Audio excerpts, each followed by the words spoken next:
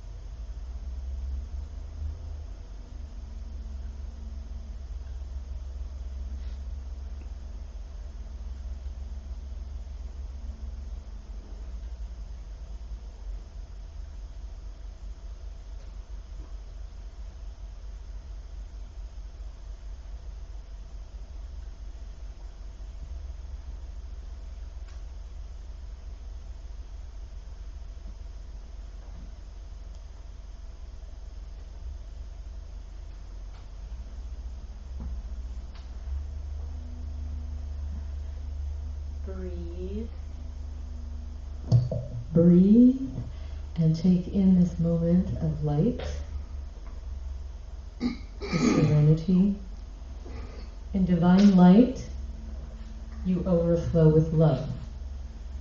You carry the sacred arrows that teach you about the clouds so full of water that the rain comes like droplets of wisdom into your sea of consciousness. And you begin to learn. The sacred flute carries your prayers of love and all the symbols of treasured peoples and dreams reflect upon you with the light of the great sun. Move with the flow of life and let go of any sadness from your earlier years.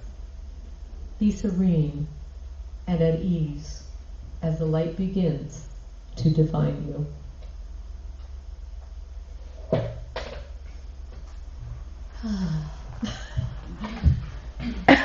I can take some deep breaths. Thank you, John. That was beautiful. Well, now we're going to just keep moving along at a nice flow and welcome Jacque Stringer, who's going to come up and do our spiritual thought. Welcome, Jacque.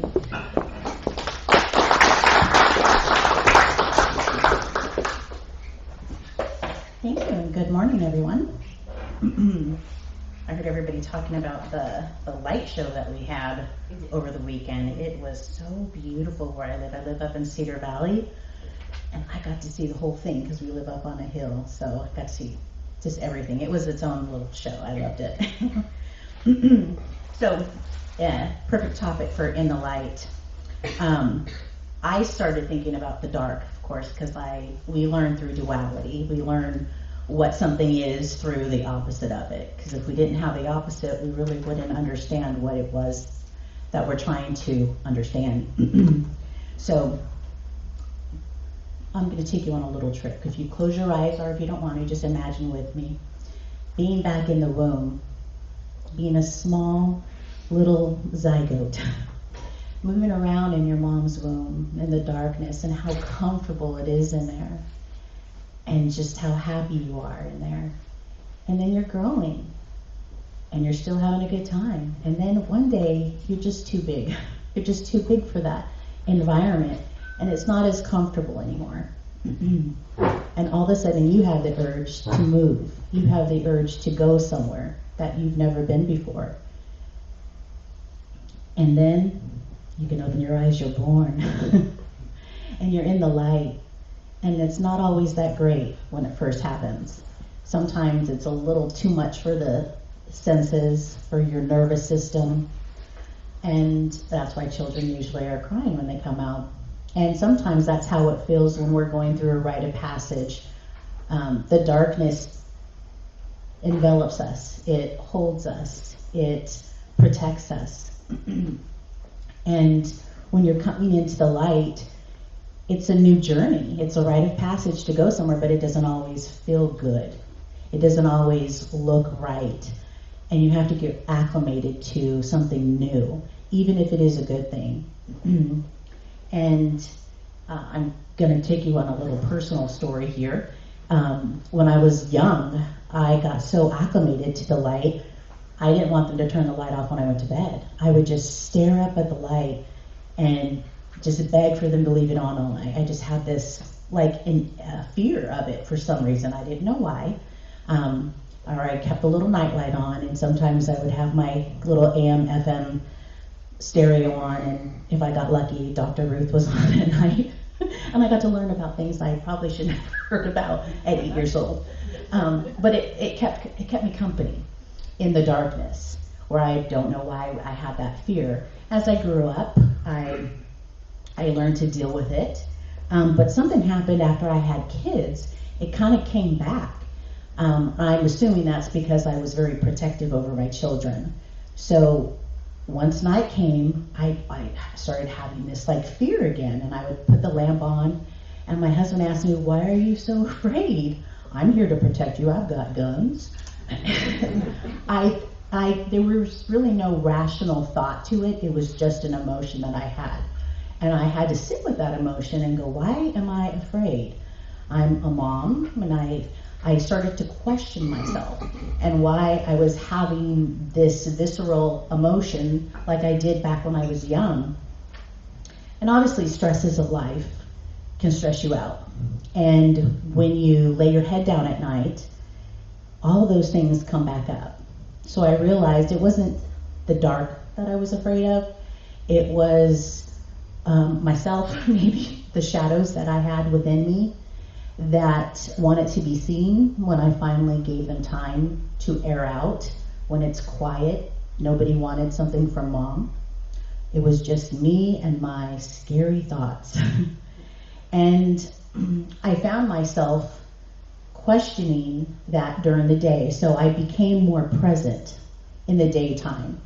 And so instead of, worrying over something, I'd try to figure it out during the day. So at nighttime, I could rest. And that takes a lot of presence to do, to be in the light, to be present when you've got so many things that you're trying to juggle as a new parent and all the things that we have to do. But as I was meditating this week, which was very hard for me too to learn, because you have to get very comfortable in that void space, in the dark space that is you, that is source. And it's uncomfortable until it becomes so comfortable. I'd be like, I could just stay here for hours, because it feels so good when you're able to let go and the thoughts no longer penetrate or make you worry. It's I've been practicing it for about 6 years now, and it gets easier and easier. Some days are harder, but Source was saying you need to get comfortable in the void, because as soon as you open your eyes, there you are again. The thoughts do start coming, and we can't live with our eyes closed all day. Sometimes it would be nice, but we kind of have to understand ourselves, and that's kind of what that's our journey in life, to understand who we are, why we do the things we do. And I look at kind of the rite of passage of birth and fear in the same way. It's like our fears are trying to tell us something. I was scared of the dark. It was just trying to tell me something, and I had to open my eyes to what that was, and I had my own little rite of passage with that. And I'd like to read to you a poem that I heard about a week ago, which it made me smile, and I hope it makes you smile. It's called Instructions Before Visiting Earth by James McCrae. In the event that you wake up and find your soul separated from source and manifests into material form, don't panic. Your condition is only temporary. You have been selected for the opportunity of human incarnation. This 3D simulation is designed to break up the monotony of eternity by giving you a fully immersive experience. As a distinct ego identity, your body will serve as your physical avatar. As you navigate a dense and dramatic reality, there will be many distractions, causing you to forget your true nature and origin. You will experience a range of emotions, from joy to loneliness to despair. But remember, no matter what trials and traumas you encounter, your soul remains perfectly safe. At times, you may feel lost or afraid. This is totally normal. If you ever need guidance, simply slow down your busy mind and bring your awareness to that quiet place inside of yourself. On this planet, nothing is permanent. People and things will come and go. You will fall in love and form sentimental attachments, only to lose everything you hold dear. So cling to nothing too tightly, even yourself. And when it's time to let go with grace. For nothing is owned, only borrowed. As you walk among the people on the planet, try to be a good guest. Tread lightly, Remember that you are only visiting. Don't make a mess. Listen more than you speak. Give more than you take. Don't keep your heart soft, locked inside a glass cage, protected from wear and tear. You'll never make it out alive. And time passes quickly, so come back with some battle scars and good stories to tell. Thank you.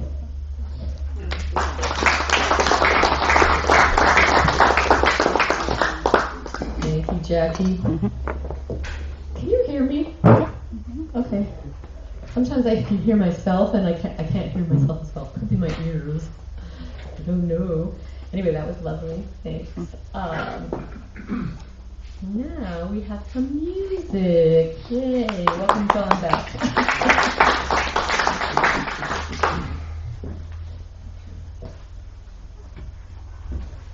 Yeah, it's fun to be clapped at. I'm going to play a song I'm calling Springtime in a Meadow.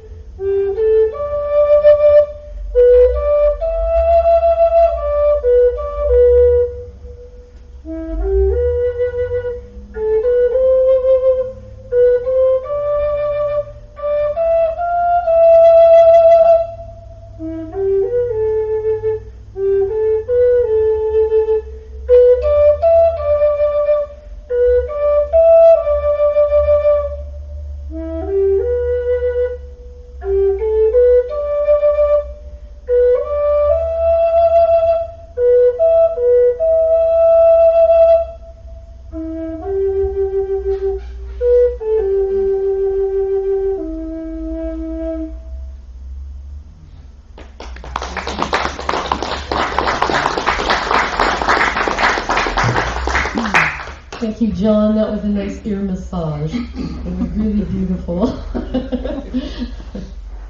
And comforting. I thought I was hearing a little thunder in the background, but I think it was the machinery over here. I don't know. Was it thunder or Yeah, I machinery? heard that. It's machine. I think it's Okay. machine. Oh, I thought Because it I'm was over here in thunder. this corner. Maybe. You know, I can tell if that's what I'm listening to. I guess they have to make up for lost time.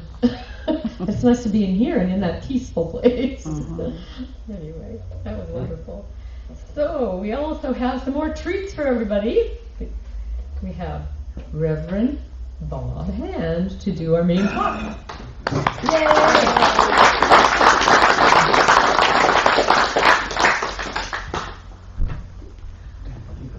You're welcome. I'm just standing up here. Like that. Okay.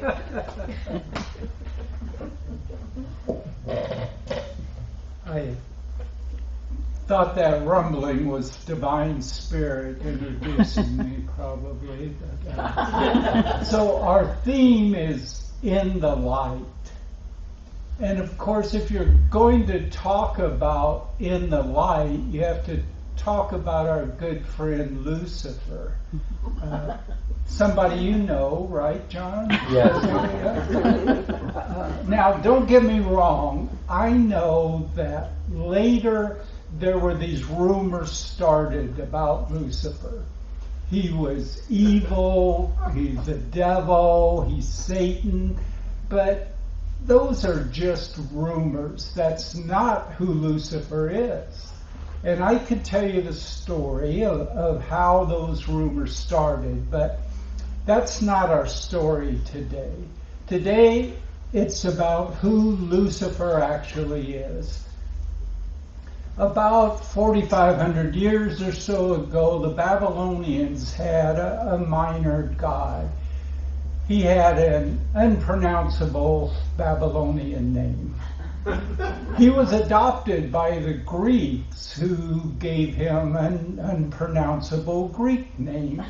But fortunately, the Romans picked him up and named him Lucifer.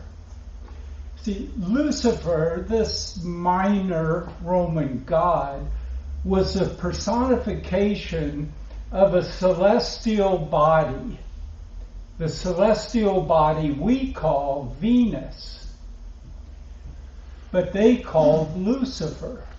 And the reason is that at certain times during each month, Venus, or Lucifer, rises in the very early morning before the sun comes up. So you look in the east, and this bright star, if you will, rises up, and right after that, the sun comes up.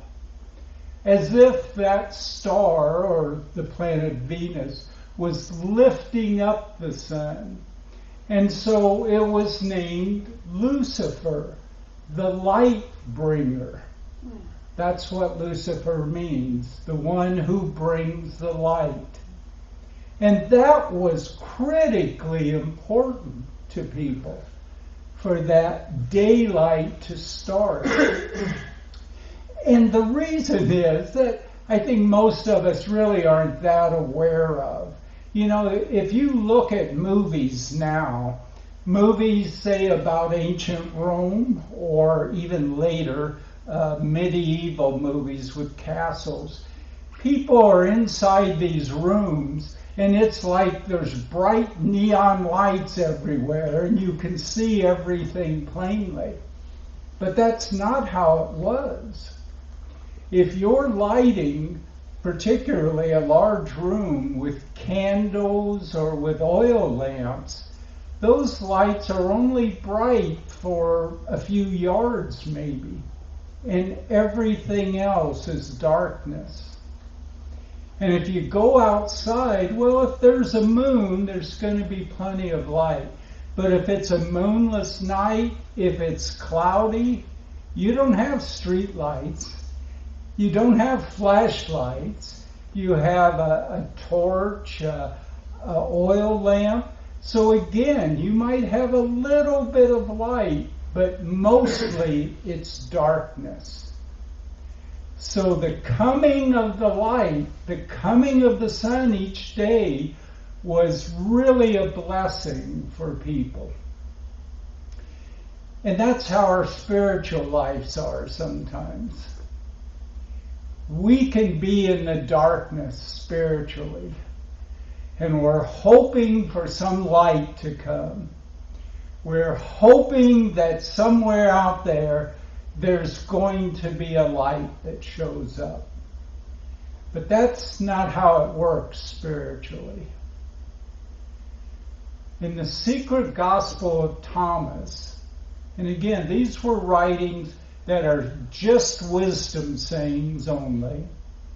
The secret gospel of Thomas says, inside a man, there is light inside a man of light, and it lights up the world.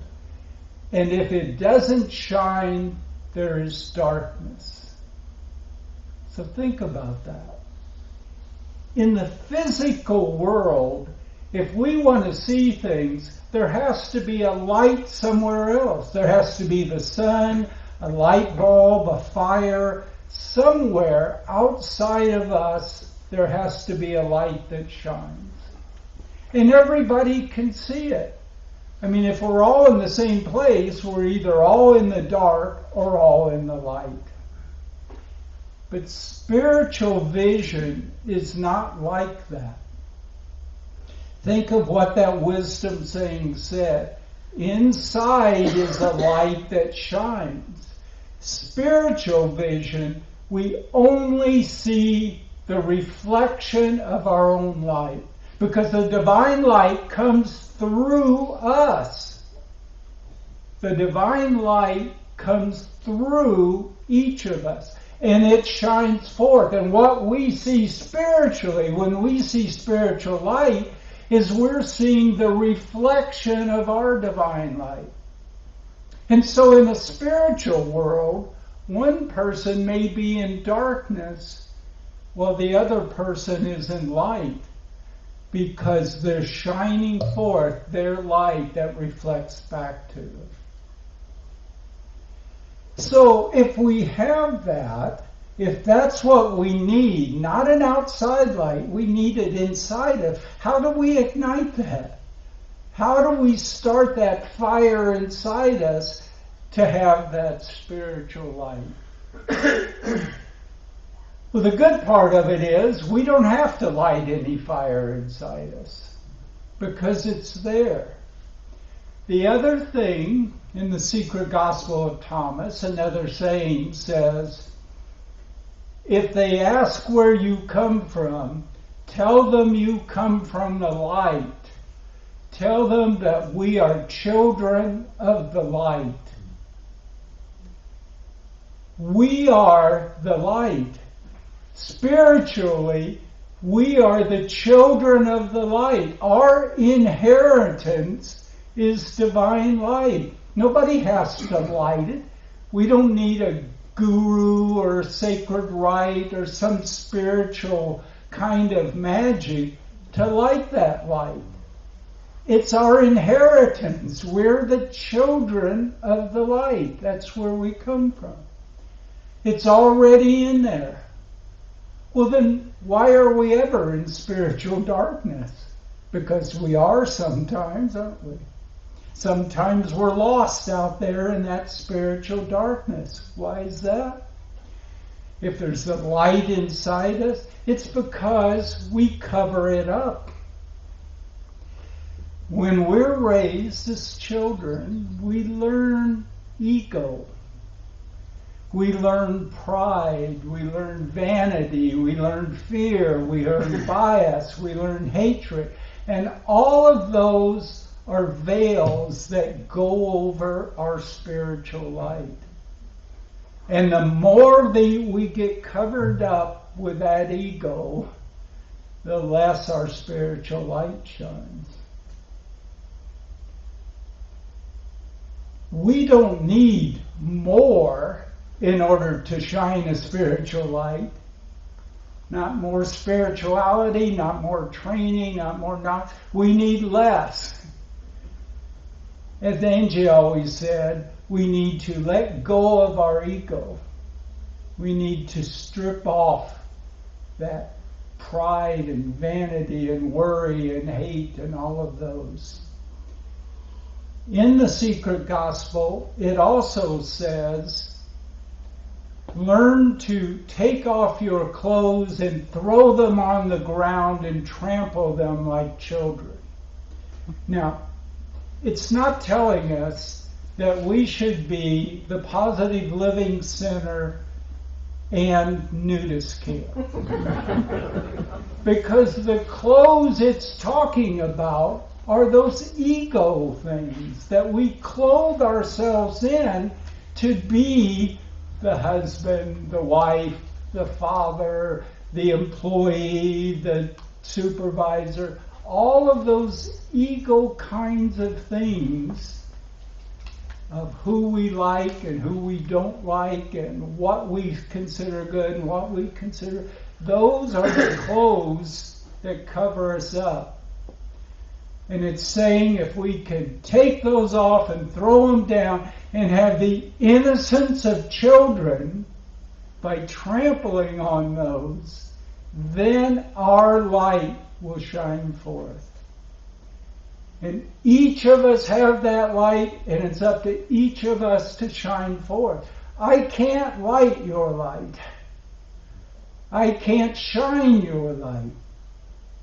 But by shining my light, I can show you a way. By my kindness, by divine love, we can help each other do that. The Buddha said, if you light a lamp for someone else, it also lights your path. If we can strip our egos away, if we at the PLC can shine our divine light and become this spiritual beacon that will help others take away their hatreds and fears and pride and shine their own light, the whole world will bask in the divine love and divine light. Thank you.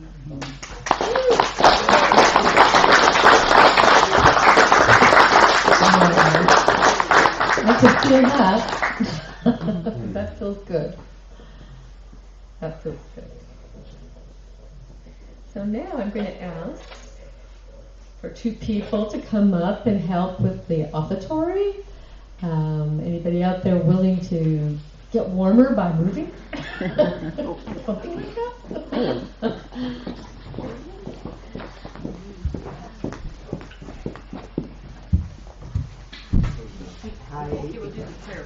Yes. All right.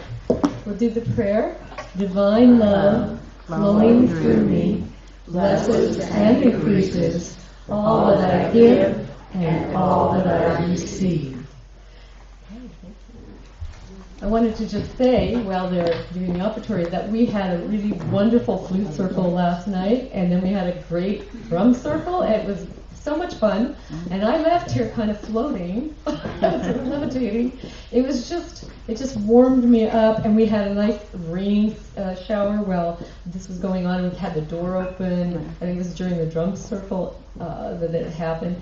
And it was just the smells and the cleanness of the air, and all that pollen got, washed away. It was very nice. And then just to make some fun noises. And we did duetting at the flute circle, and that was lots of fun. And then just different drum beats. We just left here very happy. So these walls should have absorbed all that.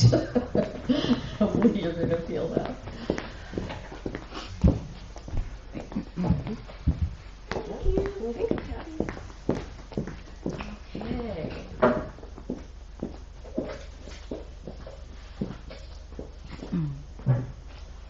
Now I'm just going to do I should have been explaining something else, but I got off on my own tangent.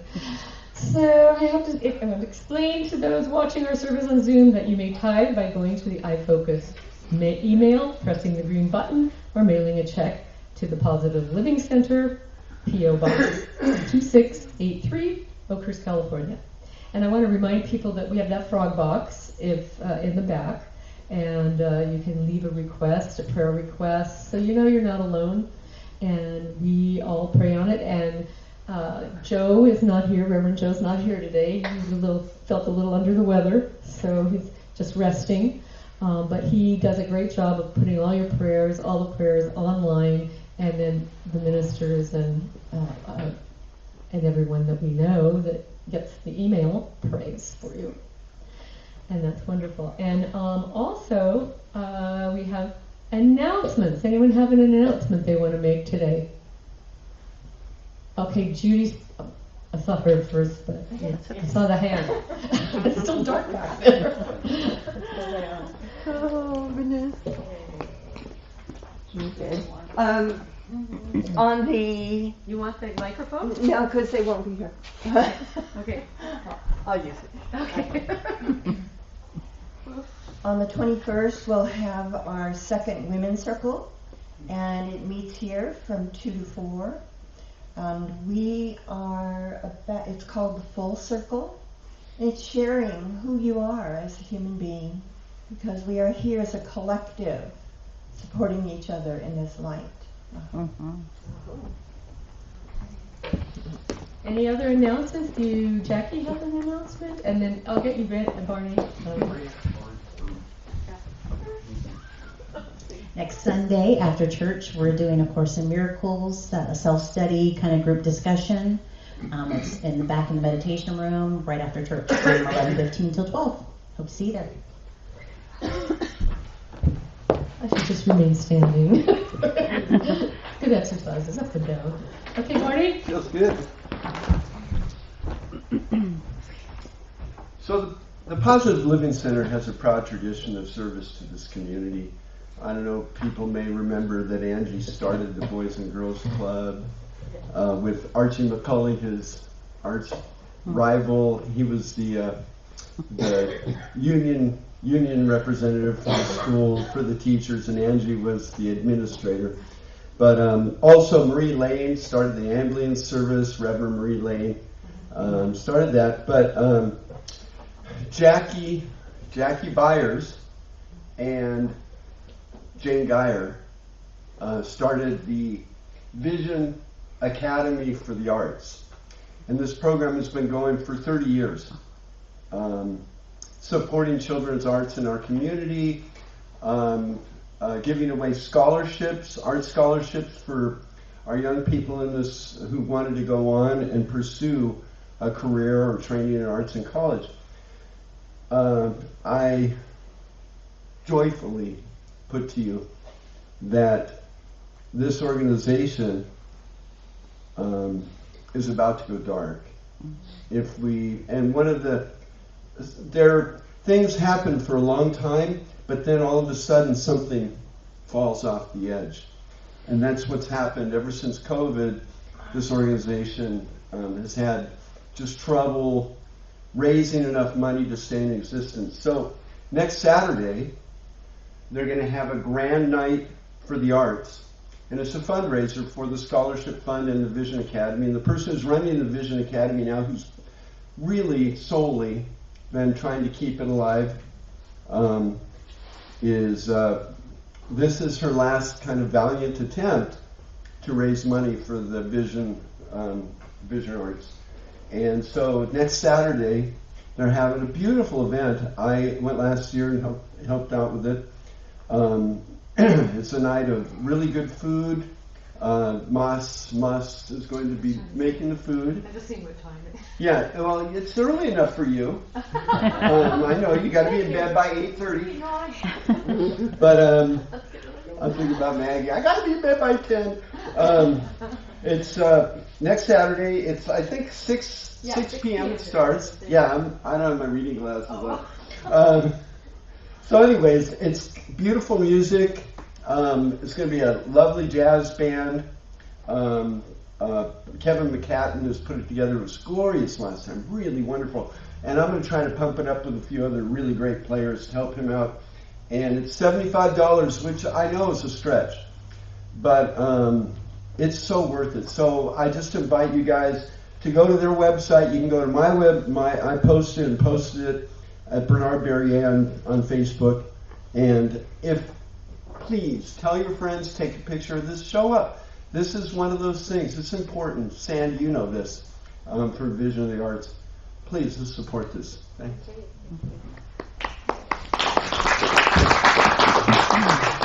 We need 30 people. Just 30 more people to make it a success. Okay, wow, we've got some stuff going on here in Oakhurst. We do. Just add people events all over. Yeah, there's going to be a lot of things going on this weekend, I think, too. But, you know, we've got a lot of choices to make. All right, and that's a really worthwhile one. Now, our prayer partner this week is Jacque Stringer, and she will be in the meditation room if you want to have a session with her, a one-to-one session, and have a prayer.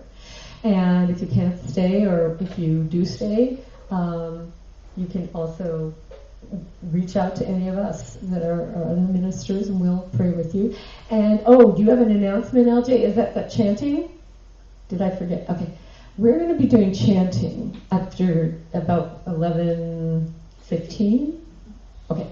At 11:15, we're going to be doing some chanting here, and everybody's welcome to come if they like. And it's just another way of expressing yourself, and it feels good. It's another way of praying, actually. Really putting that energy out into the world.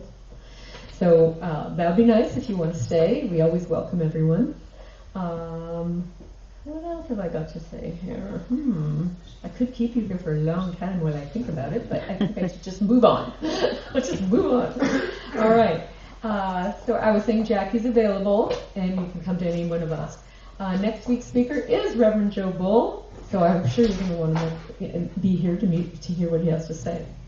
Now, let's see. I guess we will do... do you do any more music now, John, or is this until the end? Wait till the prayer end. protection? Oh, I'm going to do that now. Towards the end. Toward the end. Okay, just want to make sure I can see it down here. Okay, so now we're going to do the prayer of protection. The light of God surrounds me. The love of God enfolds me. The power of God protects me. The presence of God watches over me. The energy of God is me. Wherever I am, God is, and all is well. You're all so good, you corrected me. I made a mistake in that. I'm really glad. I went, oops, I switched two around. But it doesn't matter. As long as the heart's in it, then you can feel it. All right, so we're going to have now some more music with John LaLonde.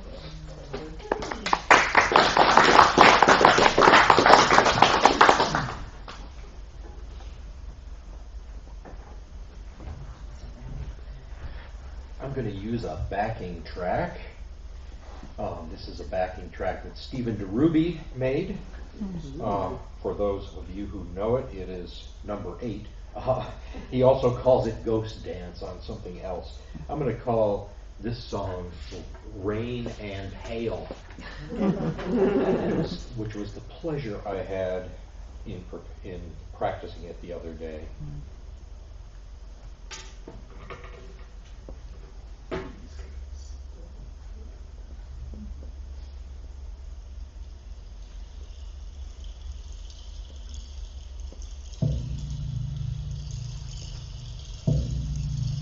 I'm sorry. That's not it. Nice.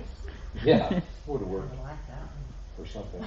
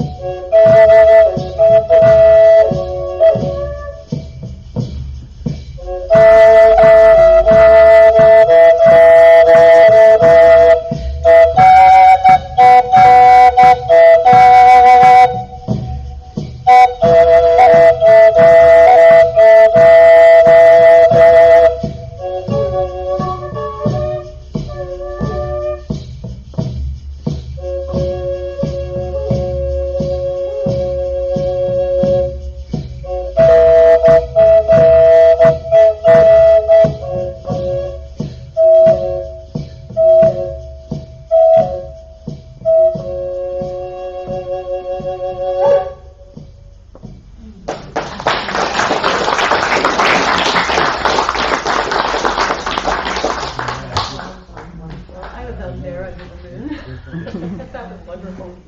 I turned this off. I said I was out there under the moon while you were playing that. Very beautiful. I like the beat of that too. Wonderful. I want to thank all our speakers today and our musician, and I hope that everyone leaves here feeling lighter. And now I would like to welcome up Reverend LJ to do the closing prayer. She's trying to get my attention back there. It's too dark back there, isn't We it? need another light. It's too dark We need back some more there. light, but I can see your light.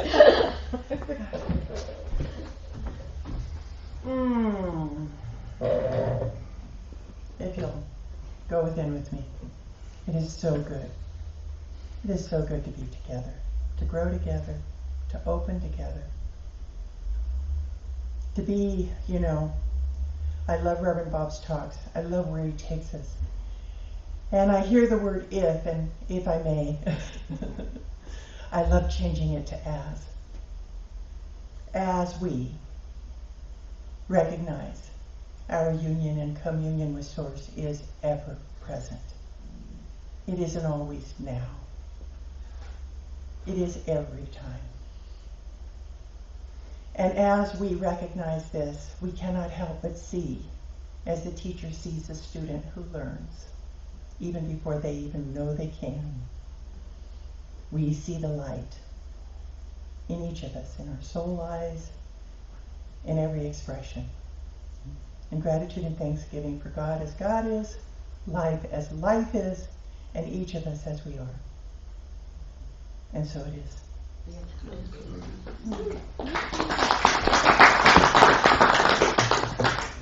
Well, that's going to do it for us. Enjoy this rain because it's going to bring all this beauty, and it's nice and cool at night. It's easy to sleep. I love that. Maybe I'm still asleep. Wake up. But